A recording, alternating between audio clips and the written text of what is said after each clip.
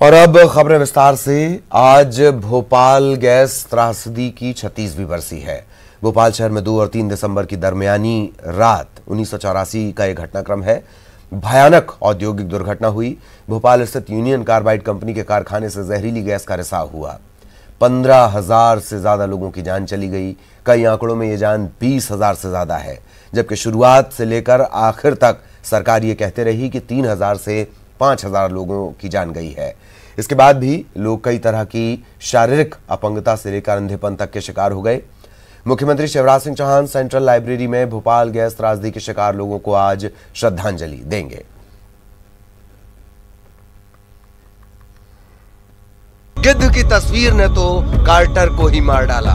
Lockdown में प्रवासी मजदूरों का जिक्र करते हुए सरकार के वकील इसका जिक्र करते हैं, लेकिन अफसोस उसी देश के दिल में 1984 से अधखुली आंखों से दफन ये बच्चा हर साल इंसानियत की अदालत में गवाही दे रहा है। इसे भी इंसाफ चाहिए मेहता साहब। इसका संघर्ष तो 35 साल पुराना है, लेकिन धन्य है इस बच्चे का धैर्य, संयम और साहस, और क्षितिज के पार तक जाती उसकी उम्मीद जो गुनगुना रही है।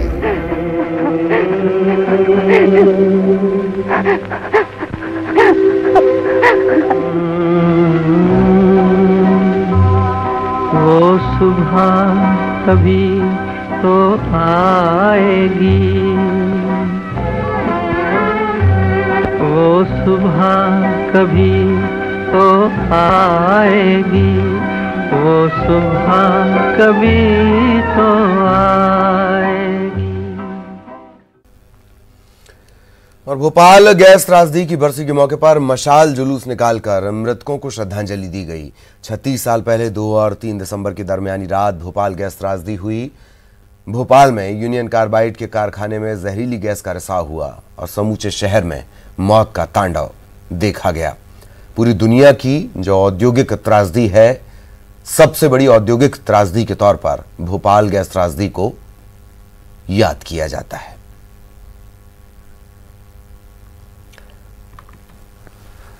और सहयोगी शरद श्रीवास्तव इस वक्त हमारे साथ जुड़े हुए हैं, सीधा आपको लिए चलेंगे। शरद, त्रासदी के 36 साल, कई इंतजार बाकी हैं, क्या कुछ आयोजन आज यहां पर होंगे? मुख्यमंत्री भी सर्वधर्म सभा में पहुंचेंगे श्रद्धांजलि देने। शरद,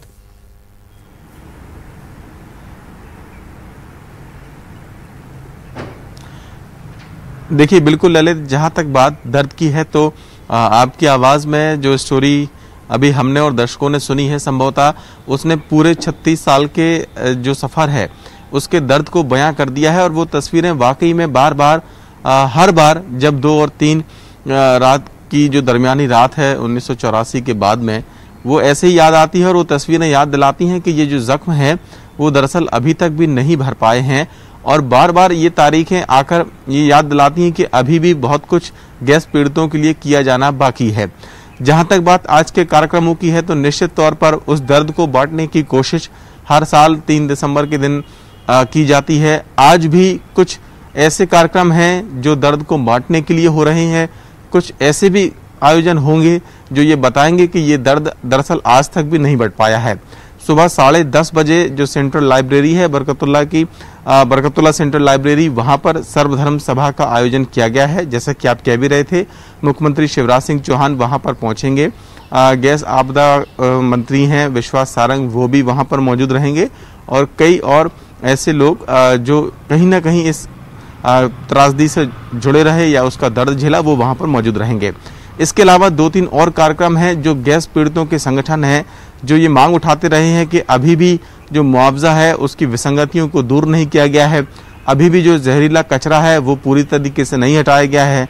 तो इसी को लेकर एक मानव श्रृंखला भी बनाई जाएगी। गैस पीड़ित जो संगठन है उनकी ओर से यूनियन कार्बाइड का जो कारखाना है, हालांकि अब वो खंडर में तब्दील हो चुका है, उस कारखाने के ठीक सामने जो मानव श्रृंखला है वो बनाई जाएगी। और ये कार्यक्रम दोपहर 12:30 बजे होगा। जी चलिए, बहुत बहुत शुक्रिया शरद। कुछ और अहम खबरों को लेकर हम आगे आपसे चर्चा करेंगे। इस जानकारी के लिए आपका धन्यवाद। इधर दिल्ली में कृषि कानून को लेकर किसानों का आंदोलन उफान पर है। वहीं सीएम शिवराज सिंह चौहान आज प्रदेश के 5 लाख किसानों को 100 करोड़ की सौगात देने जा रहे हैं। किसान कल्याण योजना के तहत किसानों के खाते में सरकार पैसे डालेगी। 5 लाख किसानों के खाते में सरकार सीधे पैसे डालेगी। सीहोर के नसरुल्लागंज में कार्यक्रम का आयोजन होगा। कार्यक्रम में मुख्यमंत्री 5 जिलों के किसानों से चर्चा भी करेंगे।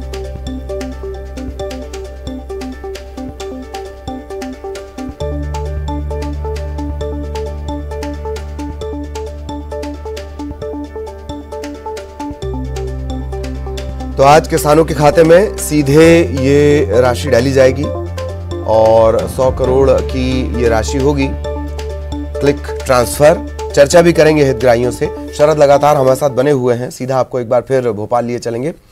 शरद, 100 करोड़, तकरीबन 100 करोड़ की पूरी सौगात रहेगी। क्या कोई आयोजन भी इस मौके पर रखा गया है?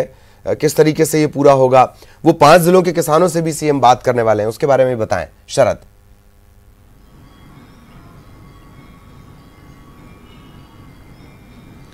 बिल्कुल, देखिए, अगर आपको याद हो तो कुछ वक्त पहले केंद्र सरकार की ओर से ये तय किया गया था कि जो किसान हैं उनको 6,000 रुपये सालाना 2-2 हज़ार की किस्तों के तौर पर दिया जाएगा। उसके बाद जब उपचुनाव आए मध्य प्रदेश में, तो उससे ठीक पहले मुख्यमंत्री शिवराज सिंह चौहान या कहें मध्य प्रदेश सरकार की ओर से एक बड़ा ऐलान किया गया कि इस किस्तों में, इन 2-2 हज़ार की 3 किस्तों में 2 किस्तें और जोड़ी जाएंगी और मध्य प्रदेश सरकार की ओर से भी 4,000 रुपये किसानों को दिया जाएगा। इसी के तहत मुख्यमंत्री शिवराज सिंह चौहान इससे पहले भी अलग अलग आयोजनों में जो राशि है वो किसानों के खातों में ट्रांसफर कर चुके हैं। आज फिर से ये कार्यक्रम रखा गया है सीहोर जिले के नसरुल्लागंज में। यहाँ पर 100 करोड़ की जो राशि है वो किसानों के खातों में किसान कल्याण योजना की ट्रांसफर की जाएगी। और निश्चित ही मुख्यमंत्री शिवराज सिंह चौहान, जैसा कि इससे पहले के आयोजनों में भी हुआ है, जो किसान उनके साथ में जुड़ते हैं उस आयोजन में, हालांकि कोरोना चल रहा है, लिहाजा ये कार्यक्रम सभा के तौर पर ना होकर कुछ जो किसान हैं वो आयोजन में मौजूद रहते हैं और बाकी के किसानों को, जैसे मान लीजिए 5 अलग अलग जिलों के जो किसान हैं उनसे संवाद करेंगे तो वो वीडियो कॉन्फ्रेंसिंग के जरिए जुड़ते हैं और मुख्यमंत्री उनसे सीधे संवाद करते हैं।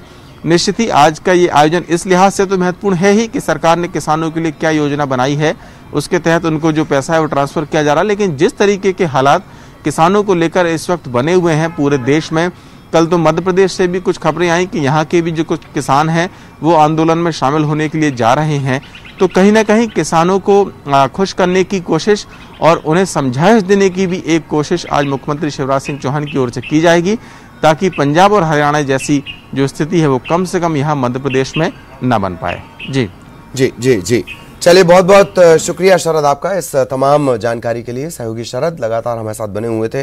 और शिवराज सरकार ने गौ पालकों को लेकर भी एक बड़ा फैसला किया है। शिवराज सरकार अब गौ पालकों को 2 लाख का बीमा कवर दिलवाएगी। बीमारी और आकस्मिक मौत के बाद इसमें मदद मिलेगी।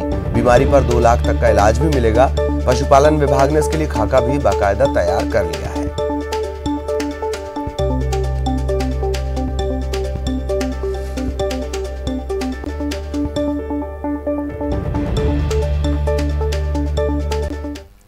इधर केंद्रीय मंत्री नरेंद्र सिंह तोमर ने एक बार फिर किसानों से अपील की है कि वो आंदोलन का रास्ता छोड़ दें और सरकार के साथ सार्थक बिंदुओं पर चर्चा करें। तोमर ने कहा कि 3 दिसंबर को फिर किसानों के साथ बैठक होगी। इसमें क्लॉज वाइज मुद्दों पर चर्चा की जाएगी। तोमर ने उम्मीद जताई है कि जल्द किसानों के साथ चर्चा के जरिए सारे विवाद सुलझा लिए जाएंगे। देखिए, कल 3 दिसंबर को किसान यूनियन के लोग आने वाले हैं और वो अपने बिंदुओं पर चर्चा करेंगे। जब उनके बिंदु आएंगे तो उस पर सरकार अपना पक्ष रखेगी, वो अपना पक्ष रखेंगे। देखते हैं कहाँ तक समाधान हो सकता है सर। और किसान भाइयों को भी मैं पहले भी अनुरोध करता रहा हूं कि आंदोलन का रास्ता छोड़कर वो चर्चा। वहीं सरकार और किसानों में अभी बात नहीं बनी है। पंजाब के बाद दूसरे राज्यों में भी किसान आंदोलन की चिंगारी भड़कने लगी है। कृषि मंत्री नरेंद्र सिंह तोमर के इलाके से भी किसान दिल्ली कूच कर गए हैं। किसानों ने कहा कि जब तक सरकार उनकी मांग नहीं मानेगी तब तक आंदोलन होगा।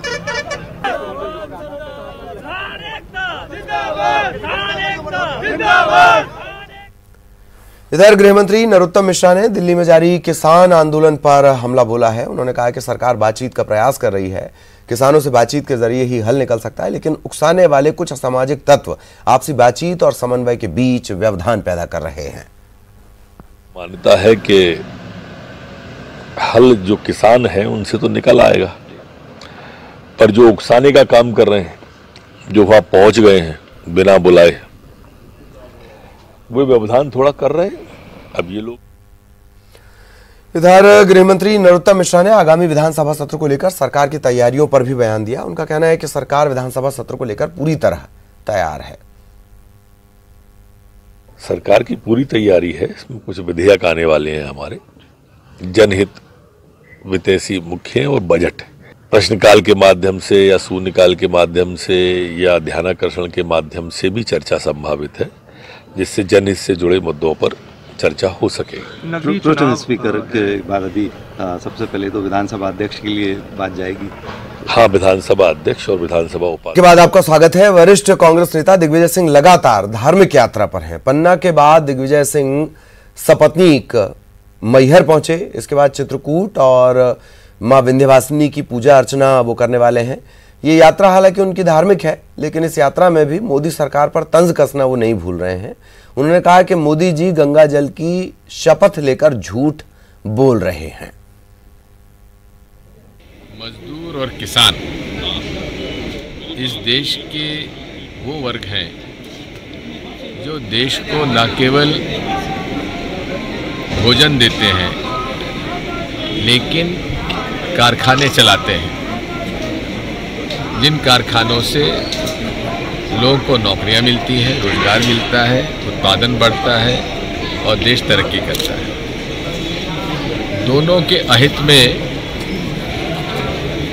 कानून लाए गए और वे कानून पूरे तरीके से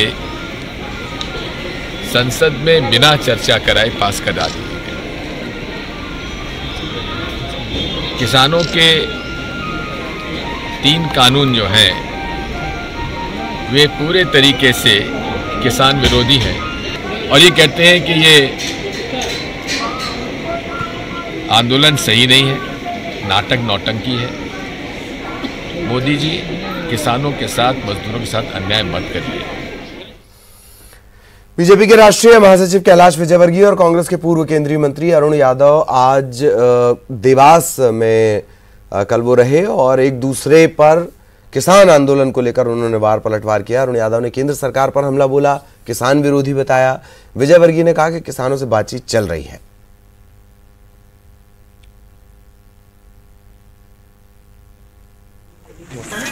पिछले कई दिनों से हमारा देश का अन्नदाता भरी ठंड में दिल्ली की ओर कूच कर रहा है। जिस तरह का व्यवहार भारतीय जनता पार्टी के लोगों ने हमारे अन्नदाताओं के साथ किया है, ये नागुजार है। जो कानून पास किया गया है वो पूर्णतः किसान विरोधी कानून है। देखिए, वार्ता तो चल रही है ना, ये बड़ी बात है। वार्ता दुनिया की कोई सी भी बड़ी से बड़ी समस्या हो, टेबल पे हल होती है, वार्ता से हल होती है। वार्ता चल रही है, मुझे लगता है कि इसके अच्छे परिणाम होंगे। सरकार ने सरकारी कर्मचारियों को अलर्ट किया है। खराब सीआर वालों की नौकरी पर खतरा बताया गया है। लापरवाही पर गाज भी गिर सकती है। सरकार के सामान्य प्रशासन विभाग ने इसके लिए आदेश भी जारी कर दिए हैं। सभी विभाग प्रमुखों से जानकारी मांगी गई है 4 दिसंबर तक।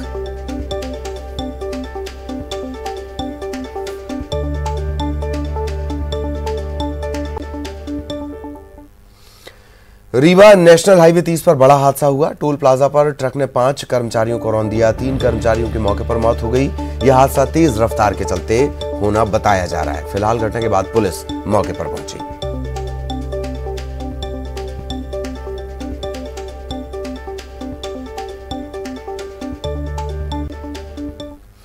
दतिया में सरकार के मिलावट से मुक्ति अभियान का कोई असर देखने में नहीं मिल रहा। यहां अभियान के 2 सप्ताह बाद भी मिलावटी और घटिया सामग्री धड़ल्ले से बिक रही है। वहीं दतिया प्रशासन के जिम्मेदारों से इस बाबत पूछने पर उनका जवाब चौंकाने वाला है। उनका कहना है कि हमें मिलावट की शिकायत मिलेगी तो हम जरूर कार्रवाई करेंगे। ऐसे में मिलावट से मुक्ति अभियान जिले में कब तक रंग लाएगा, ये सोचने वाली बात है।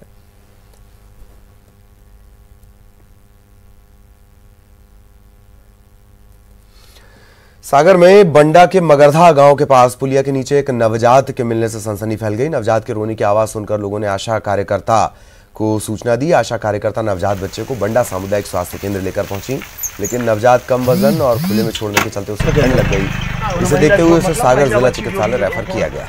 नाजायज तरीके से पैदा करके छोड़ गई है जो नवजात